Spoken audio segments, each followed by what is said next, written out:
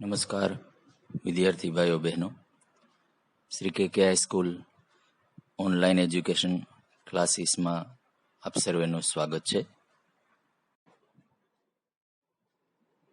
આજે આપણે શીખવા જઈ રહ્યા છીએ સેન્ટેન્સીસ ઓફ પર્પઝ, હેતુ દર્શાવતા વાક્યો. ધોરણ 12ના યુનિટ 1માં ફંક્શન્સની એક્સરસાઇઝમાં એક એક્સરસાઇઝ સેન્ટેન્સીસ ઓફ પર્પઝની આવે છે.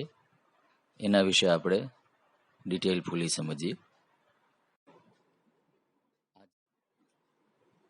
સેન્ટેન્સીસ ઓફ પર્પઝ, હેતુ દર્શાવતા વાક્યોને જોડવા માટે જે કનેક્ટિવ્સનો ઉપયોગ થાય છે એમાં સૌથી પહેલું છે ટુ અથવા ઇન ઓર્ડર ટુ.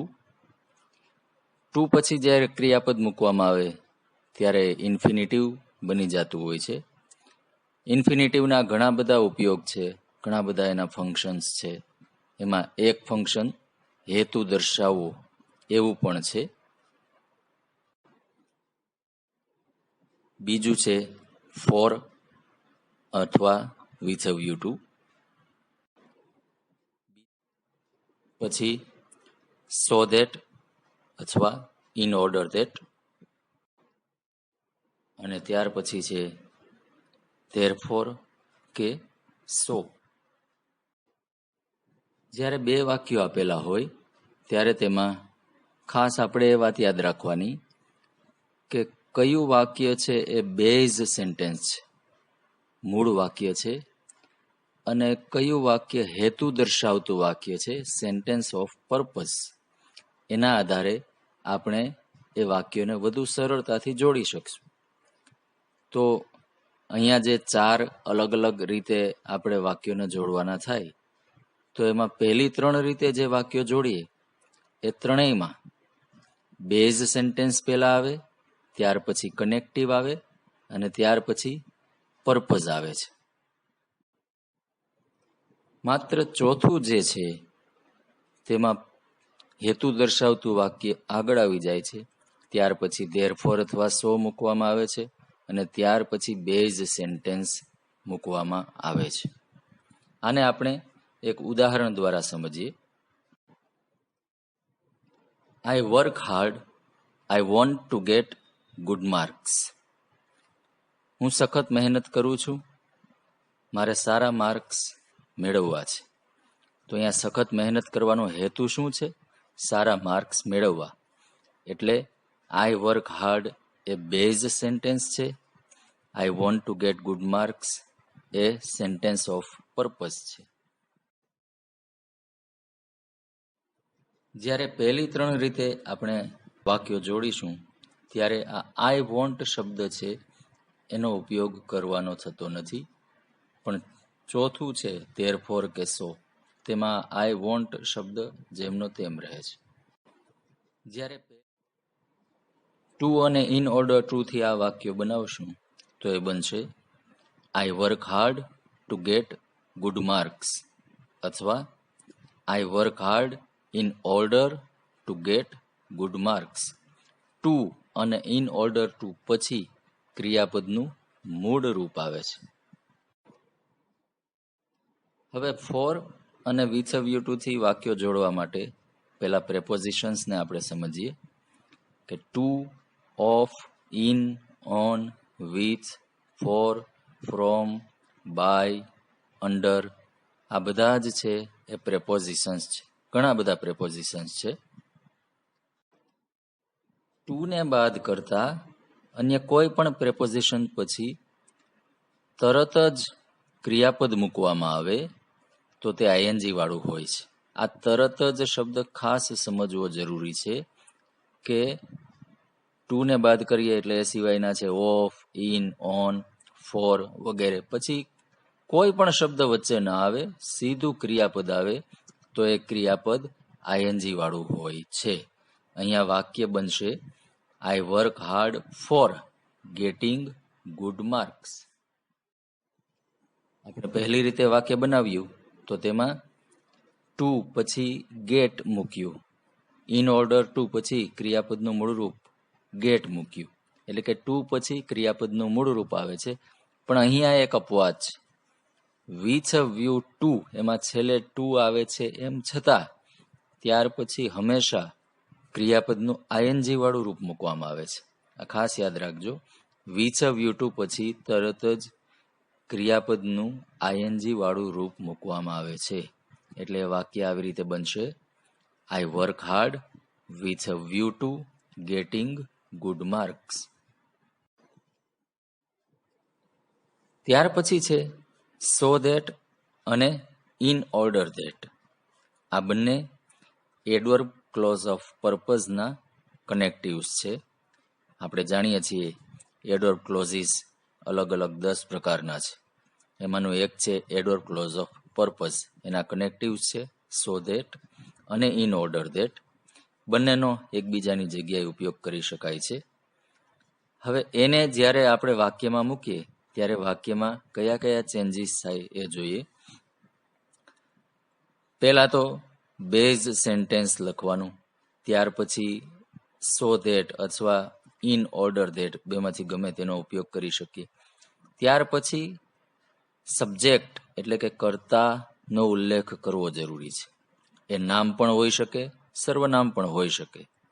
અને ત્યારબાદ કેન, મે, કુડ કે માઇટ આ ચારમાંથી કોઈ પણ એક મોડલ ઓક્ઝિલરીનો ઉપયોગ થાય છે. જો વાક્ય વર્તમાન કાળનું હોય તો કેન કે મેનો ઉપયોગ થાય.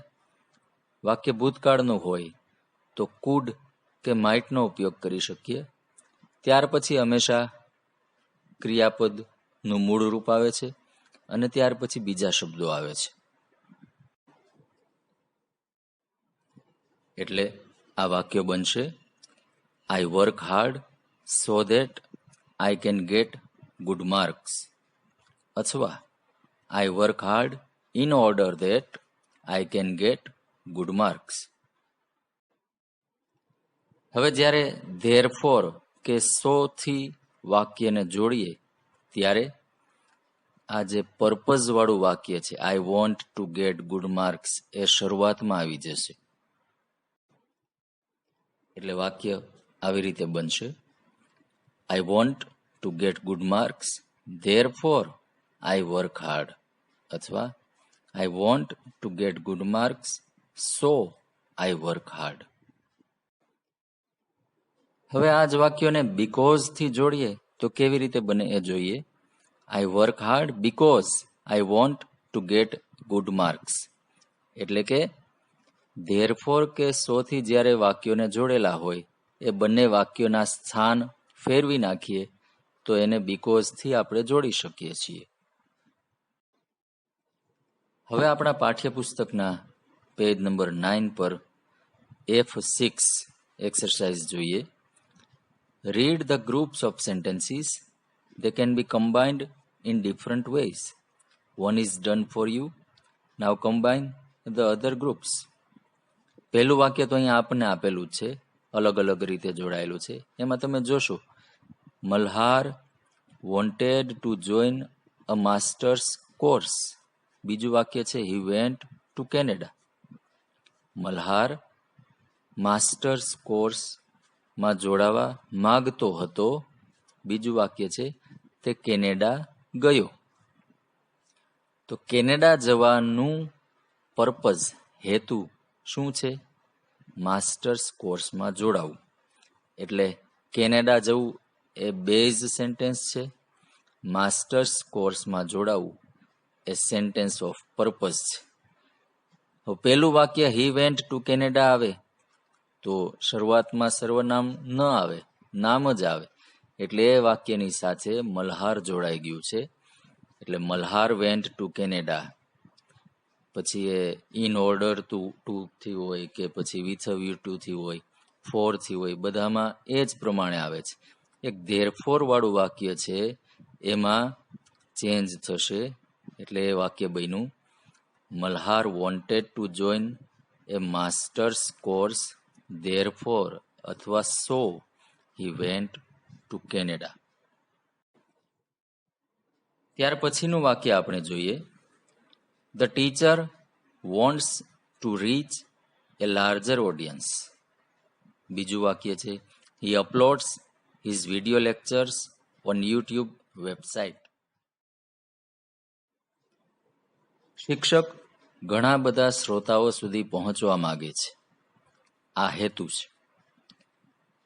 તે યુટ્યુબ વેબસાઇટ પર પોતાના વિડીયો લેક્ચર્સ અપલોડ કરે છે, આ બેઝ સેન્ટેન્સ છે.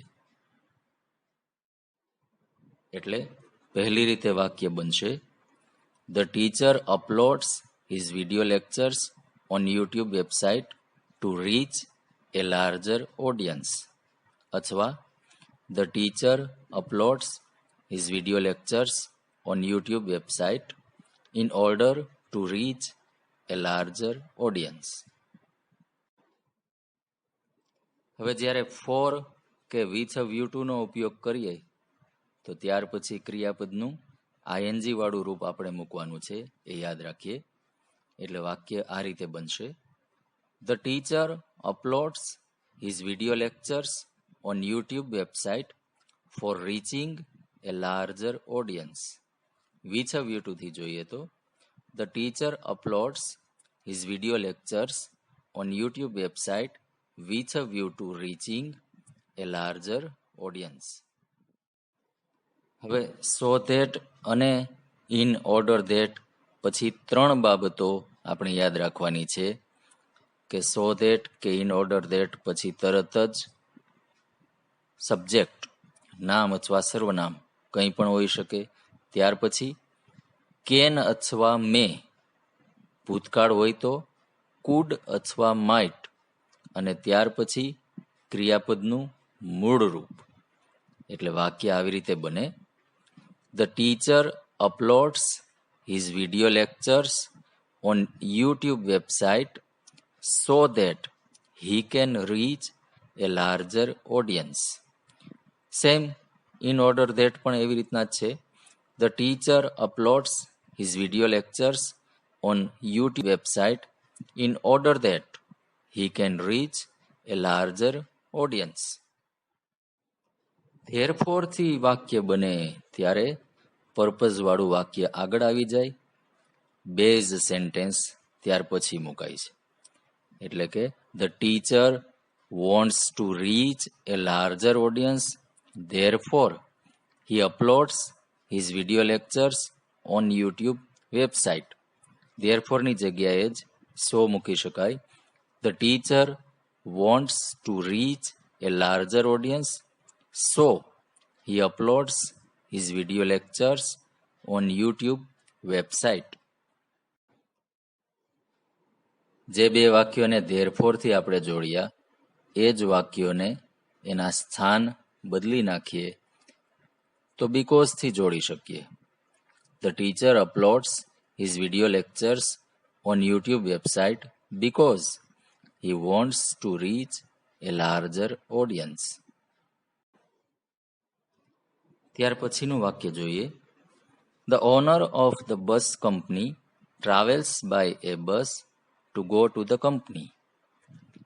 બીજું વાક્ય છે, he wants to feel how general commuters face and feel. અહીંયા પહેલું છે બેઝ સેન્ટેન્સ છે, બીજું છે સેન્ટેન્સ ઓફ પર્પઝ છે. જો વિદ્યાર્થી મિત્રો, જ્યારે તમને આ બંને વાક્યોમાંથી કયું વાક્ય હેતુ દર્શાવતું વાક્ય છે અને કયું વાક્ય મૂળ વાક્ય છે એ સમજાઈ જાય તો પછી એને જોડવા સહેલા પડશે.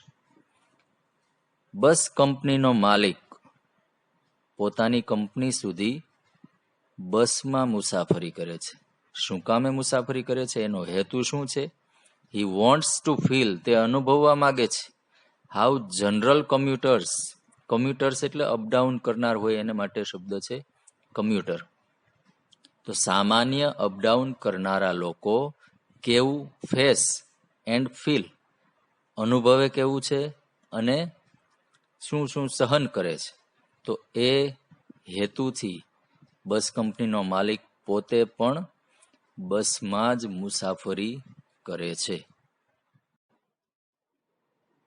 આ વાક્યોને ચાર અલગ અલગ રીતે બનાવવાના હોય તો કેવી રીતે બને એ જોઈએ. સૌથી પહેલું ટુ અથવા ઇન ઓર્ડર ટુ.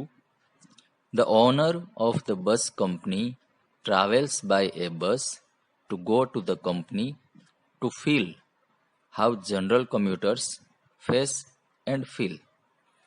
બીજી રીતે for અથવા with a view to થી બનાવીએ. The owner of the bus company travels by a bus to go to the company for feeling how general commuters face and feel. ત્રીજી રીતે The owner of the bus company travels by a bus to go to the company so that he can feel how general commuters face and feel. ચોથું so કે therefore થી The owner of the bus company wants to feel how general commuters face and feel. So he travels by a bus to go to the company. અહીંયા એક વાત ખાસ યાદ રાખજો કે જે વાક્ય પહેલું મૂકવાનું હોય એમાં નામનો ઉલ્લેખ કરવાનો, બીજા વાક્યમાં જ હંમેશા સર્વનામનો ઉલ્લેખ કરવો. ત્યાર પછીનું વાક્ય છે The students wanted to improve their language skills in English. They started communicating in English. અહીંયા હેતુ શું છે કે વિદ્યાર્થીઓને પોતાની અંગ્રેજીની સ્કિલ્સ છે એ ઇમ્પ્રૂવ સુધારવી હતી. બેઝ સેન્ટેન્સ શું છે? તે લોકોએ અંગ્રેજીમાં બોલવા ચાલવાનું શરૂ કર્યું. એટલે એ વાક્યો અલગ અલગ આવી રીતે બનશે. The students started communicating in English in order to improve their language skills in English. બીજી રીતે The students started communicating in English with a view to improving their language skills in English. ત્રીજી રીતે The students started communicating in English in order that they could. જો અહીંયા ભૂતકાળનું વાક્ય છે એટલે આપણે could નો ઉપયોગ કર્યો છે. In order that they could improve their language skills in English. અને છેલ્લું વાક્ય The students wanted to improve their language skills in English. Therefore, they started communicating in English. તો વિદ્યાર્થી મિત્રો, સેન્ટેન્સીસ ઓફ પર્પઝ હેતુ દર્શાવતા વાક્યોને આપણે અલગ અલગ રીતે જોડતા શીખ્યા છીએ. બોર્ડની એક્ઝામમાં કમ્પ્લીટ ધ સેન્ટેન્સીસ અથવા જોઈન ધ સેન્ટેન્સીસ આ બંને પ્રશ્નોમાં આ એક્સરસાઇઝ આપણને ખૂબ કામ લાગે એવી છે. એટલે આ એક્સરસાઇઝનો ખૂબ જ અભ્યાસ કરજો અને કોઈ પ્રશ્ન હોય તો પૂછજો.